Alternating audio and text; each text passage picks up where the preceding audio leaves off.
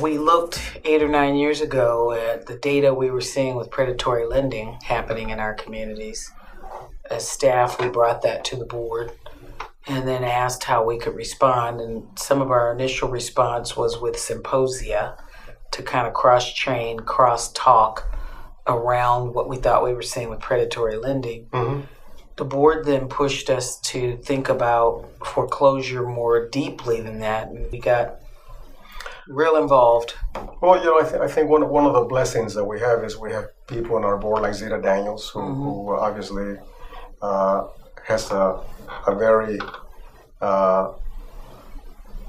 good pulse of what's going on in the housing industry, and obviously they see the numbers. But I think that's the value of the board, to have that diversity of experience, different industries, and obviously this being a housing nonprofit, to have people like Zeta, people like Steve Herman that are very much into this business. It gives us a sense of the trends that otherwise we would not have.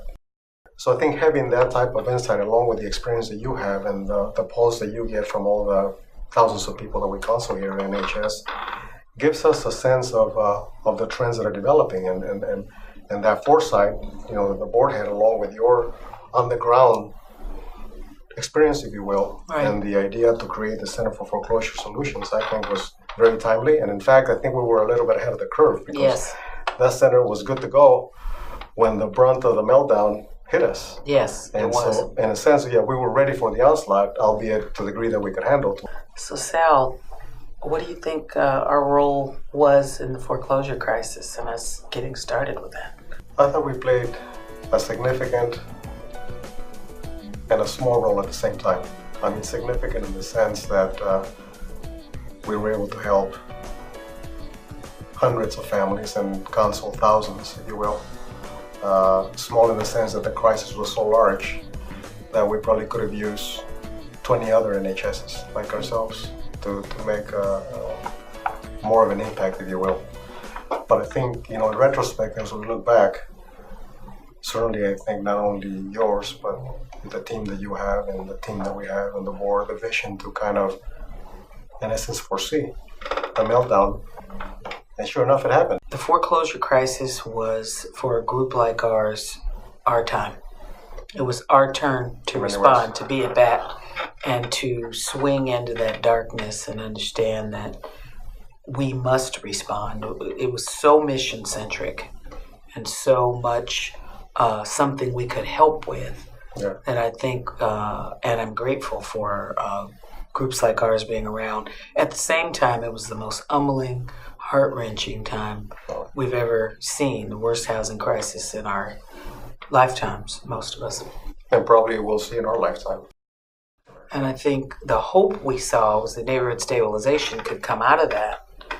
And so we spent the last couple of years now, we believe, putting some pillars back in the neighborhood that strengthen it and provide foundation for families to stand on again. And I hope that we've envisioned right there that we can keep building again. So because of the board's leadership and vision, we're grateful. We think about the kinds of awards we've been given in the last several years. Yeah. One of them was the nation's largest foreclosure counseling award for the Center for Foreclosure Solutions. And another was a $60 million award from HUD and Treasury for the Neighborhood Stabilization Program.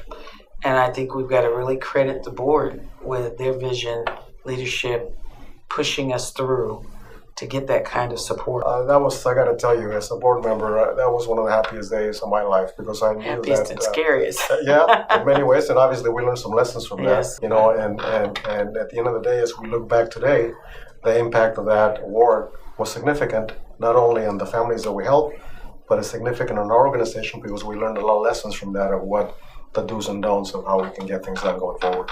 Yeah, absolutely. So that was a good. Thank you. That's a heck of a lesson for us.